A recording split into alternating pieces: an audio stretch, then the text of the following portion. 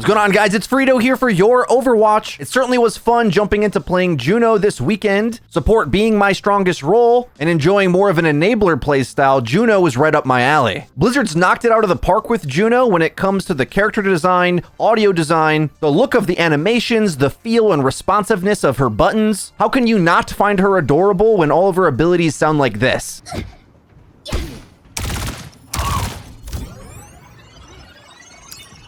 Injury detected. 4, 3. While in some ways Juno's design is kind of simplistic, it's also quite a fundamentally fun Overwatch character, with a mix of ideas from other heroes. It's been quite a long time since we've had a healing-biased support character that has a skill shot, and the uniqueness of Juno's burst fire makes it easy to fall in love with her gameplay. Healing with skill shots like Baptiste or Ana tends to be very all or nothing, but with a 12-round burst from Juno, while the shots aren't as reliable as an auto-target heal such as Mercy or Lifeweaver, it also isn't as make or break in hitting your shot completely and leaves room for skill expression and mastery over the weapon spread. I wouldn't be surprised if we saw Juno's personality transform a bit as she gets released, as they've done that with the last several heroes. Juno at the moment is surprisingly much more heal focused than you might think, considering she has mobility, speed, and can damage the enemy. Instead, it's better to use your mobility to stay up with your team, as your shots have fall off for either healing or damage, and really your damage stats aren't very good. So other than finishing a target off, you're not going to expect to aggro and take duels like a lot of the other supports can on their own. At the same time, though, Juno is incredibly survivable despite not having any insta-saves or immos, because with the power of her flight to float around the map wherever she wants to position, as well as speed that can be used to either disengage or just get into position past dangerous areas, Juno has a lot of spacing control. Ultimately, when you combine all of those together, I think you'll be surprised that the more optimal way to play Juno is going to look kind of similar to Lifeweaver, just with like a shooter kit and an alternate ability. As in, you kind of want to get into positions where you're going to see a lot of your team and then peel back when aggressed on. Ultimately, just a better design of that idea, though, because Juno does have some offense to add. For now, Juno's rockets are her most impressive ability, and perhaps maybe the most controversial. I've seen high-rank players say it takes so long to lock on, it's kind of inefficient,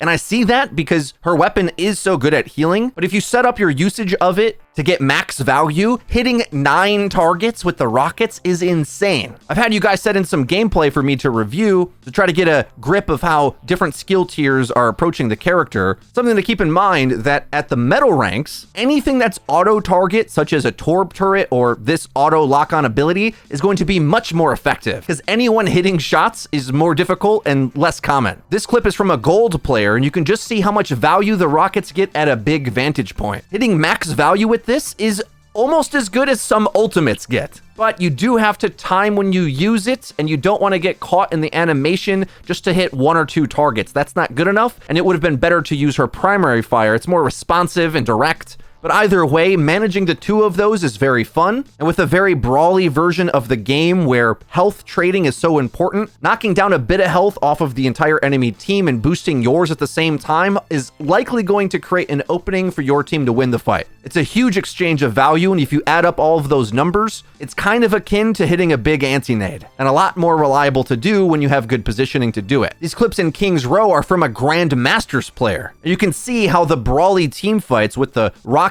getting lots of targets as well as the ultimate getting loads of value. To me, this is where Juno looks to have the peak power, because the rest of her kit is kind of replaceable to other characters. There's a lot of supports that can get away, escape, survive, or even add speed. The speed ring, I think, is a bit misunderstood because Juno has a bit of a problem that her offense is so low, it's unlikely she's going to get a ton of value speeding in herself. So a lot of times you want to be giving it to your tank, but you also can put it in a spot where the team's going to brawl for an extended period of time, sort of like placing down a Kiri ult. The most insane value I've got out of Juno has been pocketing a Reinhardt in a choke. And for this job, I think Juno just straight up outclasses Lucio because a lot of the tanks have their own mobility. It's not like you have to cross big distances with speed boost anymore. There's only so much speed you can give the characters in the game, by the way. It has a max cap when you start adding too many together. So Kiri ult, Junker Queen, Lucio, now Juno, you can't actually use all of them. So there's competing space and overlap for some of these ideas. The reason why I would rate Juno above Lucio is because she both adds the speed boost effect, allows a close-range brawl tank to go in and out with that speed. Sort of like deploying the Baptiste lamp around Orion is also equally kind of good. These deployment abilities like Maywall that craft and kind of shrink the engagement for the Rhine have always helped him. But then on top of that, Juno has insane single target healing. I think this is probably the thing that stands out to me as being clearly overpowered. Way too much stats to be able to heal dump, and I'm unsure ultimately how I feel about it because it's a little controversial whether Juno should be able to headshot the enemy or not. Without being able to do so means that her playstyle, I think, is going to be relegated to heal botting and supporting, which maybe is fine since we have so many supports that deal headshots and are too offensive anyway. But the downside of that is then now there's another character that offers big heals. And when you have two team comps that are healing these Giga Tanks, the Kaiju monsters from the great Season 11 buff, rebalancing after the global health increase, there's a lot of healing attrition to go around. Everyone has their own personal preferences on this. I don't like raw healing stats. In fact, I like them even less than I do immortality abilities. But that might get fixed if they wise up and put the DPS passive back at 20%, which I think they should do for the tanks as well as everyone else. The other buffs they gave the tanks, I think, were enough. The DPS passive can return to let the role feel more impactful, because I certainly think overall this patch, DPS caught an L yet again, and as Juno gets added, it's like another L. It's really going to be hard to track down a good Juno who can position wherever she wants always. And while she's not as much of a threat to you, I don't think there's many characters that are going to make her feel constantly afraid either.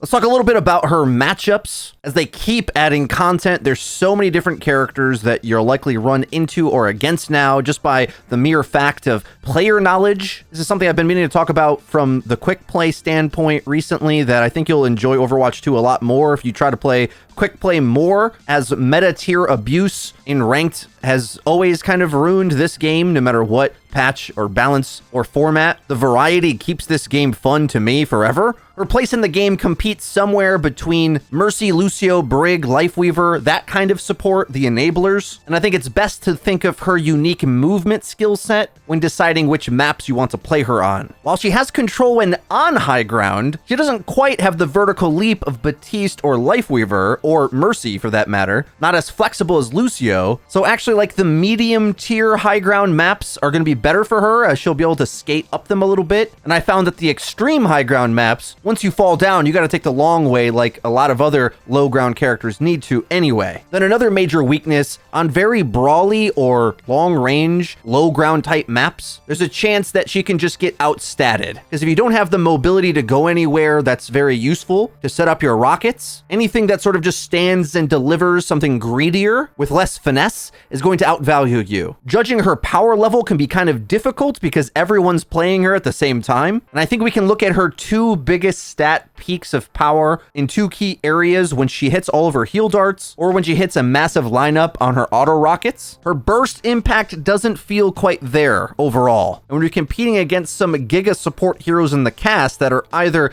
very high risk reward or very fluid in their own right, but also with peak output, like Kiri has evolved to be less of the two-tap Kiri and more of a brawler. Like Juno will heal more, but is less of a threat. And having a key debuff in the game with Suzu that cleanses status effects, like Juno doesn't have any that kind of support, which is why I compare her more similarly to Lifeweaver, as there's not many supports that are this weak at offense. You could say Mercy, but she damage amps a lot of the time, and Lucio can duel. Juno's support fires similar to BAP, but ultimately at the current stat point that she has, with either her damage and speed not being so strong in her kit overall compared to the other things, she's kind of relegated to needing a good teammate that fits with her playstyle to really shine through. I think we've all had those games with a Lifeweaver teammate and your comp just doesn't really greed enough anywhere, and everyone's just sort of like vaguely sustaining in their position. I've noticed that Juno gameplay tends to do that. If there isn't any high upside cooldowns or attacks or greedy type characters to help support. To get less nerdy about it though, another lane that you can consider is that Juno is another option for the flyer battle, both contributing to healing her flyer, as the shots aren't too hard to hit I don't think, but as well just plays positions with a weapon that can shoot the enemy's flyer, giving you another option to contest that Pharah rework, which has proven to be quite powerful. And that's fine. Not every character has to reinvent the game or break the meta.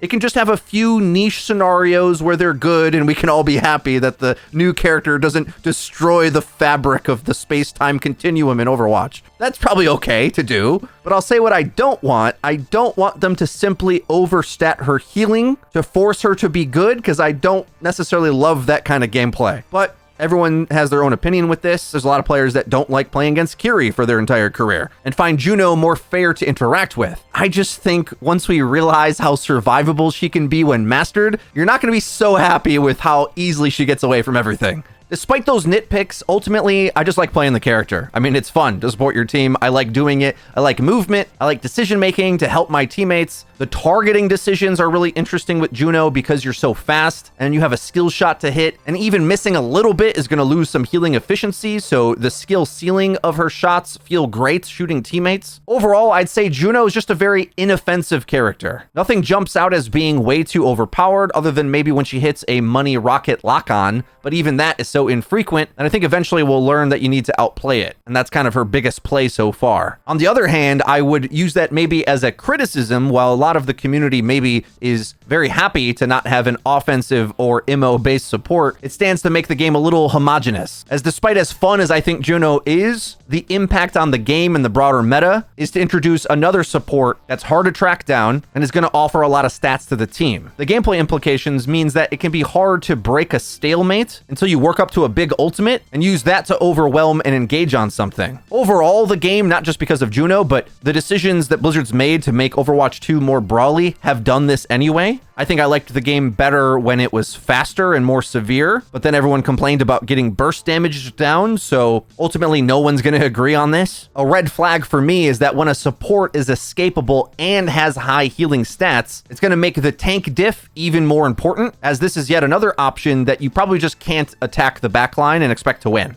Really, her character kit wouldn't have been as useful in the previous iterations of Overwatch 2, where you kind of needed to be able to pop off yourself. Juno instead is more of a classic team-based Overwatch support hero, and maybe that's just what we needed right around now, after the last few have been about hitting headshots. Or Lifeweaver, who I think is just a more user-friendly but maybe a bit too easy version of this playstyle, where at least Juno can do more interesting things and has some offense. Guys, let me know what you think about Juno in the comment section down below. If you enjoyed this video, please be sure to leave it a like, and don't forget to click subscribe and click the bell icon to actually get notified when our videos come out. That's been it for me. I've been Frito for your Overwatch. I'll see you guys next time.